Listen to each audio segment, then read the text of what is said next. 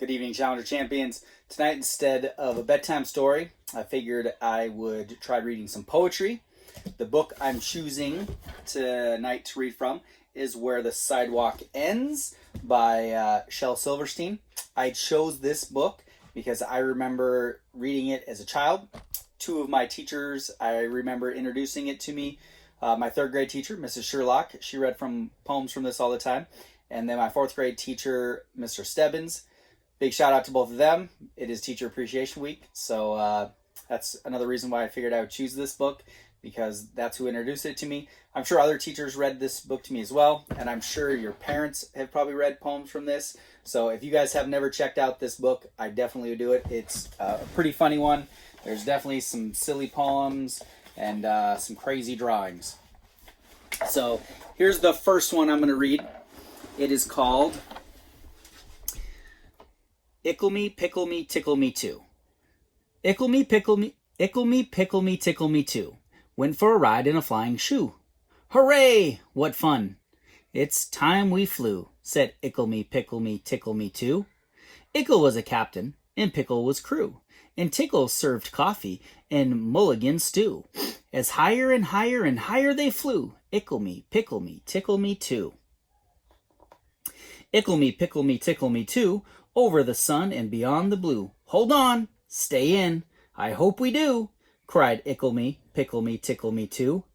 Ickle me, pickle me, tickle me too, never returned to the world they knew, and nobody knows what's happened to dear Ickle me, pickle me, tickle me too. All right, another one I remember when I was a child was this one, titled Jimmy Jet and His TV Set.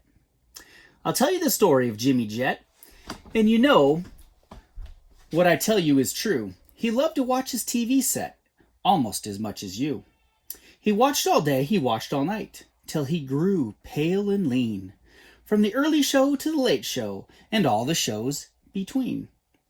He watched till his eyes were frozen wide, and his bottom grew into his chair, and his chin turned into a tuning dial, and antennae grew out of his hair, and his brains turned into TV tubes, and his face to a TV screen, and two knobs saying vert and horizon grew where his ears had been.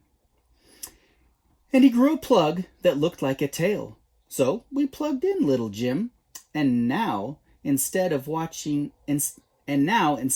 watching TV, we all sit around and watch him. All right, the last poem we'll go with for tonight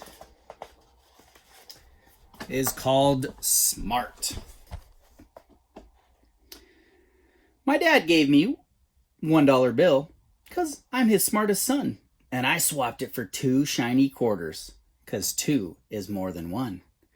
And then I took the quarters and traded them to Lou for 3 dimes. And I guess he didn't know that 3 is more than 2. Just then along came old blind Bates. And just 'cause he can't see, he gave me 4 nickels for my 3 dimes. And 4 is more than 3. And I took the nickels to Hiram Combs down at the seed feed store. And the fool gave me 5 pennies for them, and 5 is more than 4. And then I went and showed my dad, and he got all red in the cheeks, and closed his eyes and shook his head, too proud of me to speak. All right, Challenger Champions, I hope you enjoyed the poems from Where the Sidewalk Ends by Shel Silverstein. I just want to give an update, too. If any of you want to fill out that Google form that I shared on Dojo to appreciate the staff, I'll give you till tomorrow at about noon. I'm almost wrapped up the whole entire video. I'd like to finish it tomorrow and then get it sent out, share with all of you on Dojo and YouTube, and share it with the staff as well. So if you want to get that done or send me a video, like I said, by tomorrow noon would be great. Thank you very much, Challenger Champions. Have a great night.